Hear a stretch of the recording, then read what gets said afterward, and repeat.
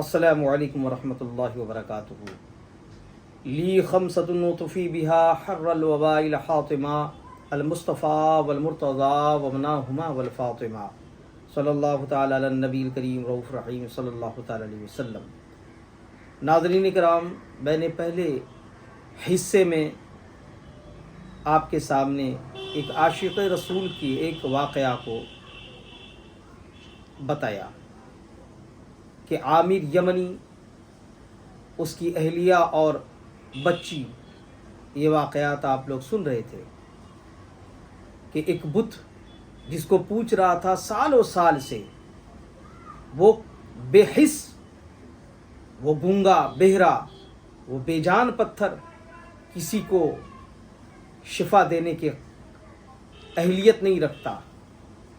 وہ الہ کیسے ہو سکتا ہے جو بول نہیں سکتا، جو چل نہیں سکتا، جو شفا دے نہیں سکتا؟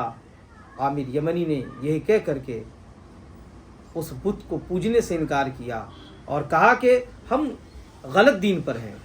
پھر اس کے بعد اہلیہ نے بھی ان کے ساتھ تعاون کیا. پھر یہ جو واقعات آپ نے سنے تھے کہ بیٹی صحیح سالم ہو گئی تو بیٹی سے پوچھا کہ تو شفا یاب ہو گئی، تیرے امراض دور ہو گئے، بیٹی یہ کیسے ہوا؟ تو بیٹی نے کہا کہ میں نے کچھ دیر قبل ایک خواب میں یہ دیکھا کہ ایک سفید پوش بزرگ سامنے ہیں، سارے اطراف نور سے بھرے ہوئے ہیں، خوشبوؤں کی لپٹیں آ رہی ہیں اور پکارنے والا پکار رہا ہے، آج نبی برحق مصطفیٰ جان رحمت صلی اللہ تعالی علیہ وسلم کی پیدائش مبارکہ ہوئی ہے. آج کائنات کے ہر گوشے میں خوشحالی ہے، امن ہے، سلامتی ہے، اور ہر ایک کی تمنا پوری ہونے والی ہے اور ہر ایک کا دل شادماں ہونے والا ہے. وہ پیارے نبی، وہ پیارے رسول جلواگر ہو چکے ہیں اور ہر ایک دلوں کا قرار وہ راحت جانے جاں سرور کون و مکان صلی اللہ تعالی علیہ وسلم اس دنیا میں تشریف لا چکے ہیں. اس لڑکی نے جب یہ سنا تو خواب کے اندر میں وہ بزرگ سے پوچھتی ہیں، آپ کون ہیں؟ آپ سب کون ہیں؟ اور یہ کیا باتیں ہو رہی ہیں؟ تو کہا کہ بیٹی، ہم سب وہ فرشتے ہیں جو رسول اللہ صلی اللہ تعالی علیہ وسلم کے نور کو اٹھائے ہوئے ہیں. ان کی رحمتیں بے حد و بے شمار ہیں. بیٹی، وہ ایسے رسول ہیں جو تمام رسولوں کے تاجدار ہیں، وہ ایسے نبی ہیں کہ تمام نبیوں کے سردار ہیں. بیٹی، وہ ایسے حبیب ہیں جن کے صدقے میں اللہ تعالی ساری کائنات کو، خلقت کو پیدا کیا. اللہ اکبر. وہ لڑکی عامر یمنی کی بیٹی جب یہ سنا تو کہا کہ بزرگ، میں تو مریضہ ہوں، میں تو بیمار ہوں، مجھے بھی تو شفا چاہیے. کہا کہ آج غمگین ہونے کا وقت نہیں ہے، آج مایوس ہونے کا وقت نہیں ہے. بیٹی، تُس نے یہ کہا تھا، تیرا یہ سوال تھا کہ ان کا نام کیا ہے، تو نام ہے مصطفیٰ محمد صلی اللہ تعالی علیہ وسلم، اور وہ مکہ المکرمہ میں پیدا ہوئے ہیں. بیٹی، ان کے وسیلے سے دعا مانگ، مایوس نہ ہونا، ان کے وسیلے سے دعا مانگ، اللہ تعالی تیری دعا کو قبول فرمائے گا اور تو شفا یاب ہو جائے گی. ٹھیک اسی طریقے سے وہ محو خواب ہی میں، خواب کی حالت میں کہا کہ اے پروردگار عالم، جس نبی کے بارے میں یہ بزرگ سب کہہ رہے ہیں، محمد صلی اللہ تعالی علیہ وسلم، اس پیارے نبی محمد صلی اللہ تعالی وسلم کے صدقے میں اے اللہ میرے امراض کو دور فرما، مجھے شفائے کاملہ عاجلہ نصیب فرما، مکمل صحت یاب کر دے.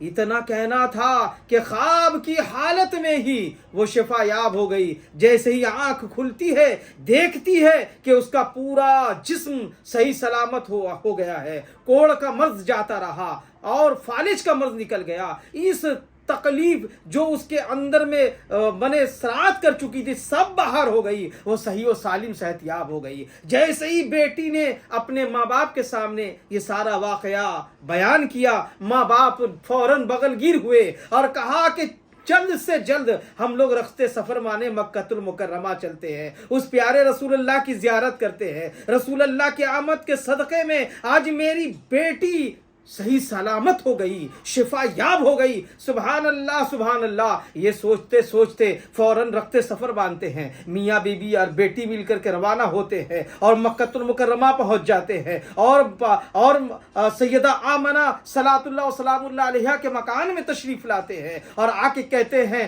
کہ اے آمنہ، اے اس پیارے رسول کی امی جان، مجھے وہ آپ کا لخت جگر جو ہے دکھا دیجئے، ان کی زیارت کروا دیجئے۔ یہ کہہ ہی رہے تھے، سیدہ آمنہ صلوات اللہ وسلام اللہ علیہا نے کہا کہ ہمارے سردار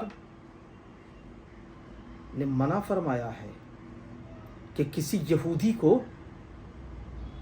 یہودی کو میرا لخت جگر نہ دکھائے جائے، اس لیے کہ یہود ان کی پیدائش کے بعد بوخلا گئے ہیں، یہود ان کے جان کے دشمن بنے ہوئے ہیں، میں کیوں کر دکھا سکتی ہوں، میرے لخت جگر کو نہیں دکھا سکتی۔